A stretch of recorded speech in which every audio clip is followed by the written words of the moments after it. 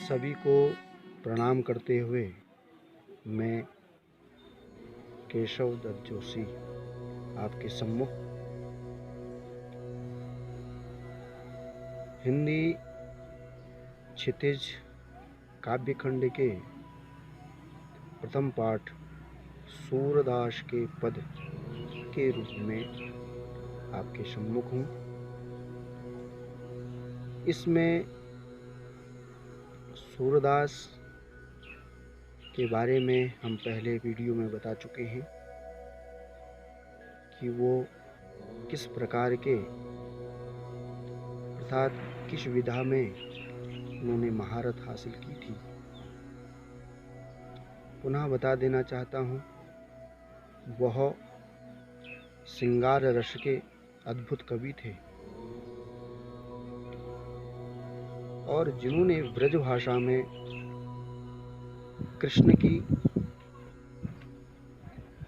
जो वो लीला लिखी है उसका वर्णन वास्तव में आज तक किसी ने भी उस प्रकार का वर्णन नहीं किया है। विशेष करके वाल रूप का वर्णन तो प्रस्तुत पाठ में भ्रमर गीत के माध्यम से उन्होंने अपनी इस शैली को और अपने उस संयोग और वियोग रस के संयोग वियोग श्रृंगार रस के चरमोत्कर्ष को प्रस्तुत किया है। देखते हैं उनकी इस रचना अर्थात इस भ्रमर गीत के प्रथम पद के रूप में। जी हाँ, सूरदास के पद, ये पद वास्तव में विभिन्न काव्य सौंदर्य को लिए हुए है। इसमें आपको गोपियों का वह काकोक्ति अर्थात वक्रोक्ति परक ढंग से उद्धव का उपहास उड़ाना, और अलंकारों की बात करें तो उपमा रूपक वक्रोक्ति इसमें मिलेगा, और वियोग श्रृंगार रस का इसमें वर्णन है। गोपियाँ जो उस उद्धव को उलाहना देती हुई बात कहते हैं, और साथ में शब्द शक्तियाँ होती है अविधा लक्षणा व्यंजना। तो इसमें लक्षणा जो शक्ति है उसका प्रयोग बहुत सुंदर ढंग से किया गया है। अर्थात जो कह रहे हैं उसका ठीक उल्टा अर्थ, अर्थात दूसरा अर्थ जब निकले तब लक्षणा वाली शक्ति होती है। इसके अलावा ये छंद इसमें है ही, जो गेय पद हैं ये। तो देखते हैं किस प्रकार से इनका वर्णन है। इन पदों में मुख्य रूप से भ्रमर गीत इसलिए कहा गया है क्योंकि जब गोपियों के पास उद्धव कृष्ण का योग संदेश लेके आते हैं तब कहते हैं कि उनकी जो बात थी या उनका जो संदेश था वह उनको उस भंवरे की गुनगुनाहट की तरह लग रहा था, जिसके कारण वह उनकी बातों को सुन नहीं पा रहे थे, समझ नहीं पा रहे थे। या कोई कहता है कि उसी समय कोई भंवरा वहाँ पर गुनगुना रहा था, जिसके कारण उद्धव की बात तो समझ में नहीं आई, लेकिन वो भ्रमर की गुनगुनाहट जैसी समझ में आई। तो इसलिए भ्रमर गीत इस प्रकार से इसको कहा जाता है। हाँ जी हाँ, तो देखते हैं इसमें एक लय देने की कोशिश की गई है। आशा है आप भी इसी प्रकार से बोलें, या इससे भी आप अपनी लय भी नए ढंग से बोल सकते हैं, क्योंकि सभी के पास ईश्वर ने वो शक्ति दी है बोलने की शक्ति दी है, समझने की शक्ति दी है, आप भी नए लय इसको तैयार कर सकते हो। तो देखते हैं यह वियोग श्रृंगार रस का पहला पद जो सूरदास जी ने प्रस्तुत किया है। ऊधो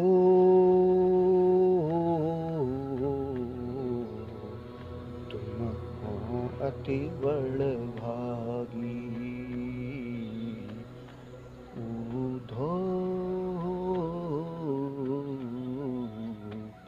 तुम हो अति बड़भागी।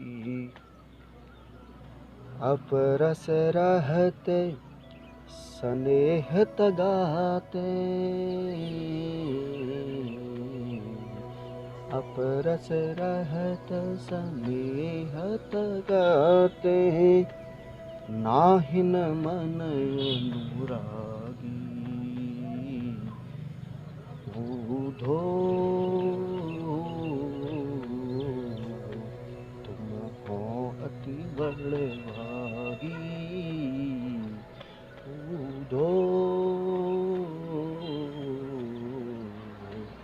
तुम हो अति बड़भागी। पुरैनी पात रहत जल भीतर, पुरैनी पात रहत जल भीतर, तारस देग दागी, तारस देह दागी,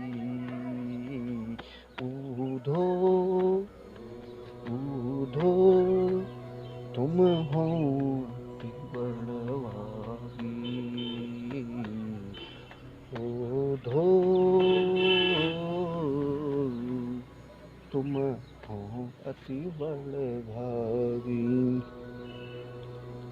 ज्यों जल मह तेल की गागरी, ज्यों जल मह तेल की गागरी, बूंद न ताको लागी हो,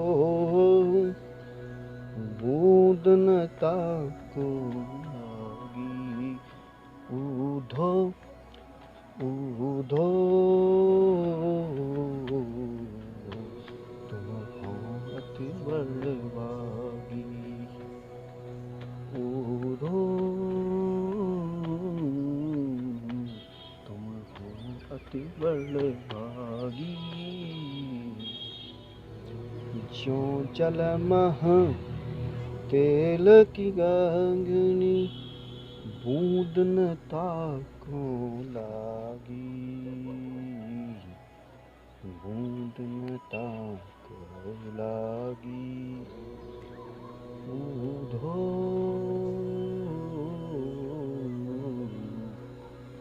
तुम हो अति बड़भागी। प्रीति नदी में पावन बोर्यो, प्रीति नदी में पावन बोर्यो, दृष्टि न रूप परागी, दृष्टि न रूप परागी, ऊधो ऊधो तुम हो अति बड़भागी, ऊधो तुम हो अति बड़भागी। सूर्यदास अब लहम भूरी, सूर्यदास अब लाहम भूरी, गुर चाटी जो पागी हो, गुर चाटी जो पागी, ऊधो ऊधो तुम हो अति बड़भागी, ऊधो